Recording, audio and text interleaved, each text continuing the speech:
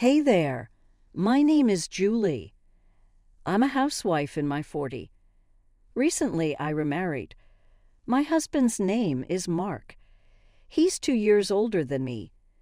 He was a tenant in the apartment I owned. As I cleaned the apartments, he would say thank you. Gradually, we started making small talk, and it developed into a relationship. I thought you were just a cleaner. I'm already in my 40s. I wasn't stylish just tying back my black hair, so it wasn't surprising I was thought of that way. I was really surprised when I found out you were the landlord. Mark worked while also doing investments as a hobby, and before he knew it, he had missed his chance to get married.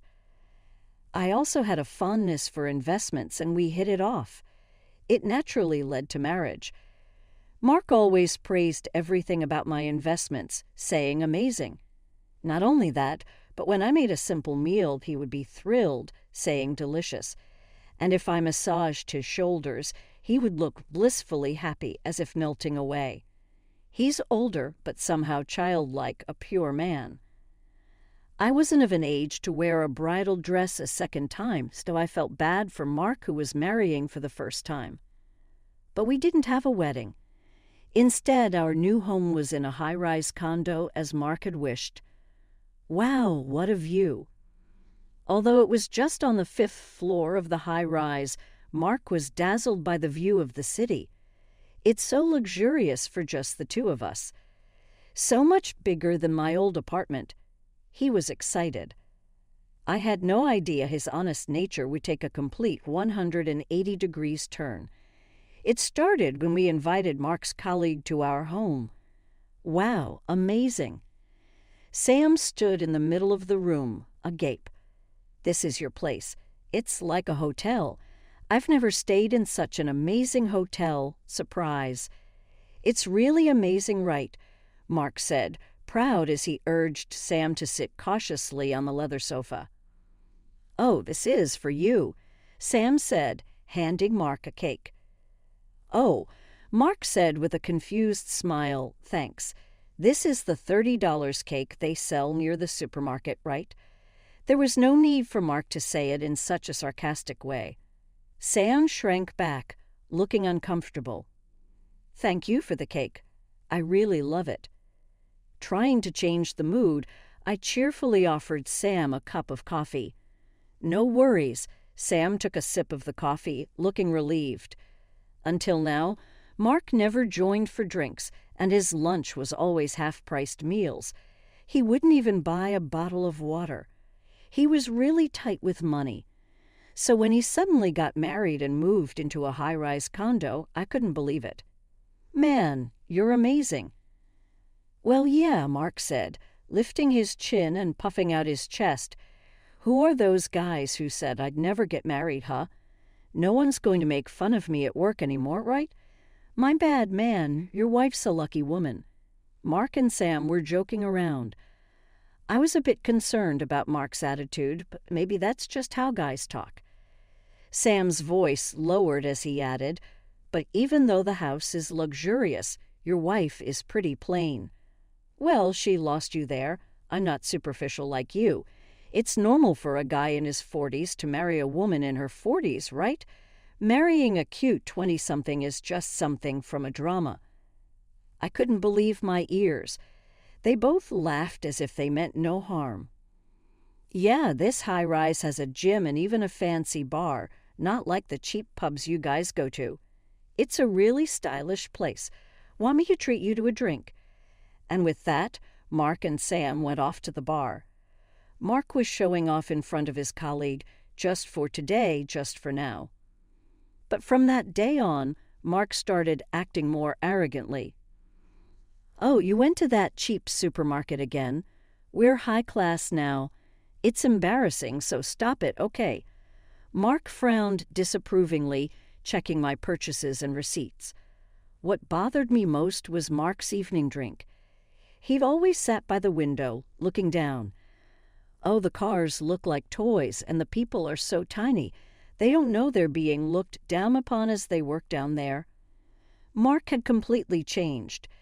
It felt like a distant memory when we used to buy discounted vegetables at a cheap supermarket and cook together.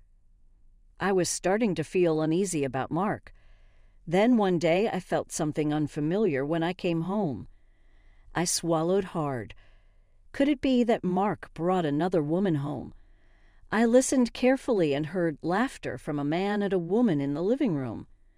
My palms were sweaty, even though it wasn't hot. I tiptoed down the hallway, creeping like a burglar, peeking into the living room. The curly-haired woman noticed me and raised her hand. "Oh, Julie, welcome back." "Emily." My tension immediately dissipated. It was Mark having drinks with my sister, Emily. But then why? I hadn't told Mom about the new place, though I did inform her of the marriage. Emily probably heard about the marriage from Mom, but I never expected her to just show up. "You could have told me you were married now. I am your big sis after all. Let me celebrate your marriage at least." Emily, already drunk, leaned on Mark's shoulder. Apparently, Mark had told my mom about our new place during the wedding greetings. I really didn't want to. I had even told Mark beforehand that my relationship with my family wasn't great. But of course, if your spouse's mother asks where you're living, you'd naturally answer. However, my mom's question wasn't just small talk. She probably just wanted something to look down on me for. They must have laughed behind my back, thinking the story of us living in a high-rise was a big lie. "Wow, I'm surprised. I can't believe you actually live in a high-rise. It's so luxurious and spacious, totally different from our old family home." "Well, yeah, this is high-rise quality. Lucky you, Julie. I'm so jealous." All the while, Emily was touching Mark's arm and thigh excessively. Mark's face lit up with every touch.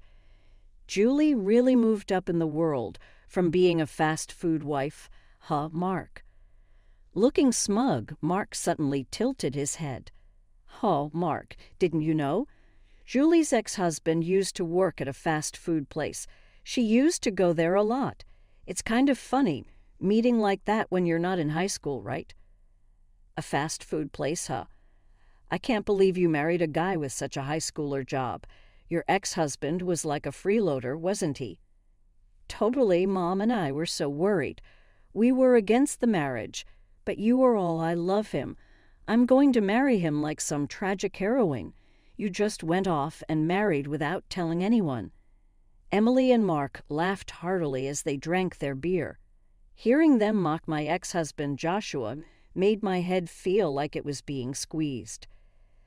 I wanted to stop the conversation right away, but I couldn't move. Then, after about 5 or 6 years of marriage, your husband suddenly passed away, straight to heaven. Poor Julie, really, you didn't listen to our advice, married some weird guy, and look what happened. At that moment, I raised my right hand high. Emily screamed, snapping me back to reality. My hand was trembling above Emily's head. "Hey, you were about to hit me, weren't you?" Emily's eyes widened in shock. Then she blinked slowly. Suddenly, she seemed weak and leaned heavily on Mark's shoulder. It was scary, the whiny tone in her voice, setting shivers down my spine. "Julie, what were you about to do to your own family?" Mark yelled at me, and I clenched my trembling hand. "I'm sorry, but Emily was." "Shut up. Are you trying to make excuses after making your sister cry? I thought you were a kind woman. I'm disappointed." Emily's sobbing mouth revealed her white teeth. Her overly red lips, certainly laughing, were visible. Mark gently stroked her stiff, curly hair, oblivious to her laughter, enveloping her in kindness. But they were speaking ill of Joshua. "What? Do you still have feelings for your ex-husband?" Mark wouldn't listen to me. That was the moment a complete rift formed between us. It's always been like this. My family looks down on me and makes me a laughingstock. That's why I wanted to keep my distance. Ever since we were young, everyone favored Emily for her good looks, including Mom and our late father. In contrast, Mom often told me, "Don't worry, you can get cosmetic surgery when you're older," while Emily enjoyed a fashionable student life with boyfriends. I devoted myself to studying. I did it because Mom praised me when I scored 100 on tests. But after a while, 100 became the expected score, and I get scolded for missing even 1 point. Julie's studying hard. That's great. I'm so proud of my smart sister. She's studying for her future cosmetic surgery costs, you know. I even brag about it to my friends. Emily, not academically inclined but glamorous, often ridiculed me. Do I still have to be laughed at by my family even as an adult? Not even allowed to defend my late husband Joshua. Worse, Mark joined in the laughter and blamed me. It was unbearable. A week has passed since then, and our relationship remains strained. Mark, who loved living in the high-rise, has been coming home late. He must not want to see me.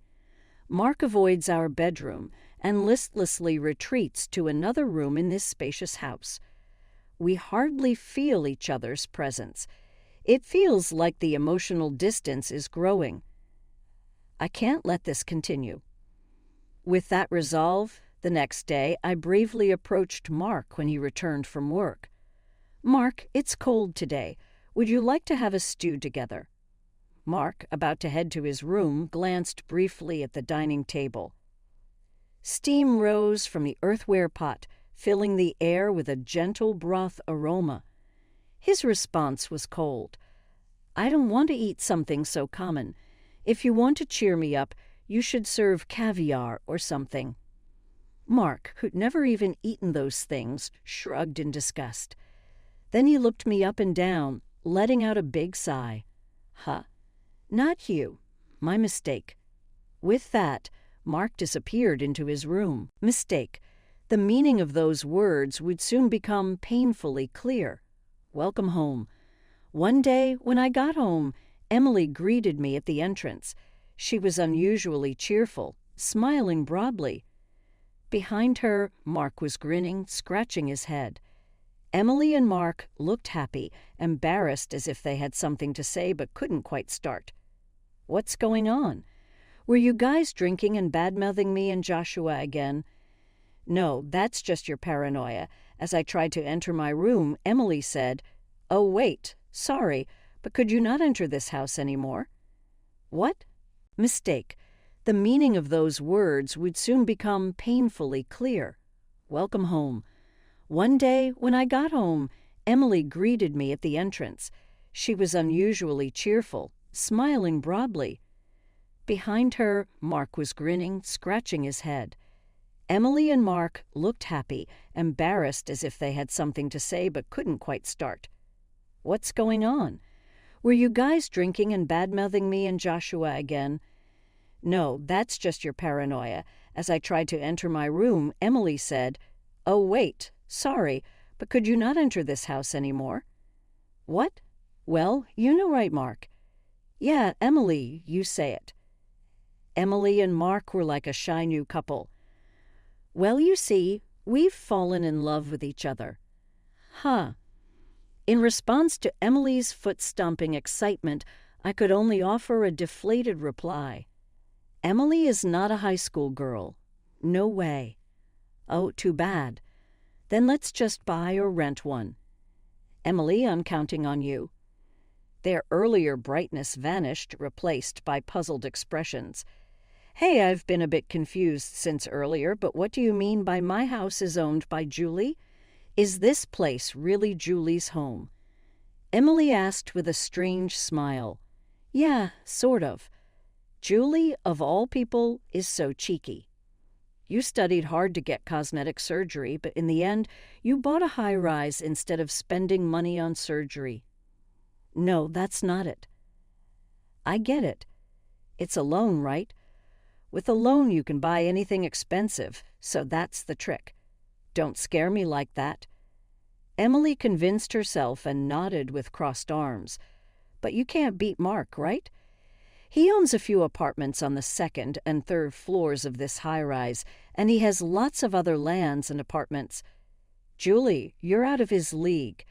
Mark looked away guiltily, closing his mouth. But those are mine too. After all, I own this entire high-rise. Huh? But Mark said they were his. Emily's pleading gaze turned to Mark. Emily, I expected a confident Mark, but the real Mark's face was pale and contorted. Mark, Julie is lying, right?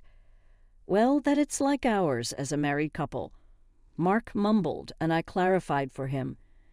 It seems Mark bragged to Emily about properties in my name as if they were his own. Pathetic man. No, that's a lie. The one who lied is Mark. Emily collapsed on the spot, shocked. Julie, of all people, this is a lie.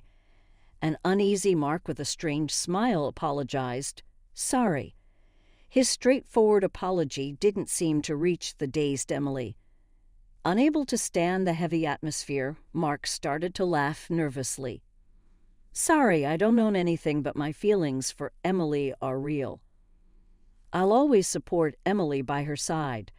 Mark, Emily's cheeks turned slightly red. Love over money. No way, that can't be true. So, Emily, how much do you own? What? Like land or condo. Huh. I don't own anything like that. Emily and Mark looked confused, raising and lowering their eyebrows with pitiful faces. Emily, you were more loved by your parents than me, so you should have been favored, right? What happened to the apartments you inherited from your father? Inheritance? What are you talking about? Don't tell me you lost all the apartments you received. Emily screamed and they both fell silent. They made funny faces at each other, opening their eyes wide, closing their lips, and baring their teeth as if in a staring contest. I lost this staring contest. Mark, you misunderstood. I do own many places and lands, but it's indeed from inheritance, not from studying hard. You can't buy 1 or 2 high-rises just by studying. But the inheritance wasn't from my father. Emily looked baffled for a moment, but then burst into laughter. Joshua, the fast food guy? Yeah, but not a part-timer. I had explained this to my family when I decided to marry Joshua. It's true we met at a fast food place, but Joshua was not an employee there. He was the landowner of the fast food place. It's baffling how they twisted it to make him out as an employee. No matter how much I corrected them, they laughed and said, yeah, still working part-time at your age. Joshua came from a family of wealthy landowners for generations. I explained, causing Emily's eyes to nearly pop out. He was rich enough to live leisurely without working at a fast food place. In reality, Joshua was serious about his work, and I didn't quit my job just because I married him. We didn't live leisurely, and that's why the fortune was preserved. Why do people who make assumptions have the wildest imagination? I didn't know that. I wasn't told. I hadn't bragged about being rich, but I had repeatedly insisted that Joshua wasn't a part-timer. It was Emily's ears and brain that shut out the truth. Julie, of all people. Rich Julie owning a high-rise? Unacceptable. Some people need straightforward talk, no sugarcoating. Sorry, but I happen to own real estate worth 380 billion yen. Me, lower than Emily, living comfortably above Emily. Emily, for some reason, covered her head with both hands and slumped to the floor. No words came out, but tears of frustration overflowed.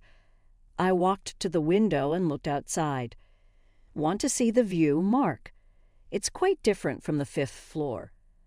A view you'll never see again in your life, so take a good look. Mark staggered over to me and unbelievably put his arm around my shoulder. Sorry, my bad. I was swayed by Emily because she seemed to have a lot of money. Think about it. Would I really like someone flashy like Emily? Mark turned his gaze to the vast view outside the large window. People look like toys. No, they're just trash. I gently placed my hand over Mark's on my shoulder. Then Mark grasped my hand and smiled tenderly. "Julie, I love you." "Mark, I don't love you." "Huh." I roughly shook off Mark's hand. A man who cheats on his newlywed wife for an affair is indeed trash. By the way, the divorce papers you unilaterally handed me that day have already been submitted. Enjoyed the top floor view? Trash should return to its place. Time to go back down. With that, Mark, making his most handsome face, froze solid. Later. Emily and Mark continued to live on the 5th floor of the high-rise. Considering how much Mark ridiculed Emily, they were obviously not living happily ever after. They just refused to give up their place. One day, they were clearly lying in wait for me at the entrance. Spotting me, they clumsily rushed over. "Julie, finally found you. Hey, what's this about?" I didn't need to see the paper they showed to know what it was about. "It's the rent bill. It's written in English, so you can read it, right?" "Why? You're trying to take money from us?" "Of course. Why would you think you can live here for free?" Calmly answering, Emily approached. "That's cold. We're family, right? You can kick out this trash man, but I, as a family, have the right to live here for free." "No. Forgot what you did? Stealing your sister's husband, breaking up a family, and you talk about family? I have no family." Emily weakly muttered, "Julie, I was jealous of happy Julie. Really, I'm in big trouble." Emily burst into tears, her voice breaking as she recounted her hardships. "My ex was generous, even though he was just a part-timer. When I asked, he was smart with credit cards, you know. With revolving credit, you can spend $2,000 one month and pay only $200 the next. It's a good deal, right?" But then Emily sniffled in frustration. Before I knew it, I was paying for my ex's shopping too, and when I reached my credit limit, he dumped me. Don't you think that's sad? I'm broke, and now you want me to keep living in this high-rise? And she was planning to introduce this ex to me? Yes, he dumped me, but it's okay. You still have Mark, right? Maybe your ex and Mark are similar, both equally worthless. I heard Mark was into investing, but he only ever asked about my affairs and never shared details. Well, it makes sense. He couldn't say he was blowing most of his salary on betting on horses. Just because you have money doesn't mean you dress flashy. Joshua and I never wasted money and were very modest. I thought Mark was the same before we got married. He didn't talk much about himself, seemed humble and kind. I was mistaken. When things were strange between Mark and me, I almost fainted when I found a pocket full of betting tickets. Enjoy your life with the Mark you stole from me. Oh, and by the way, the rent is due tomorrow. Don't forget to pay it. That's impossible. If you can't pay, you'll have to leave. Despite my logical response, Emily wailed, but we're family, and Mark, professing his love for me, clung to my feet. This high-rise felt more like a daycare than a luxury apartment. It wasn't my job to discipline these brats. Eventually, Emily and Mark couldn't keep living in the high-rise and had to leave. I've moved out too, so I don't have to worry about being ambushed by them anymore. The top floor of the high-rise was lovely, but it just didn't feel like me. What a nice view today. I leaned over the balcony on the 2nd floor. Before me, the sea stretched out as far as the eye could see. My previous urban life felt like being swallowed by a sea of dark buildings. Now, living away from the city, I've changed both my home and my job, starting a new life. The neighbors share their vegetables and seafood with me. There's a senior colleague at work I get along with. Life doesn't always need parents, siblings, or a spouse. It's enough to spend time with people you like. Even without a family, I am perfectly happy on my own. Joshua loved the sea too, I remember. I am a free-spirited singleton, yet in my heart there's always Joshua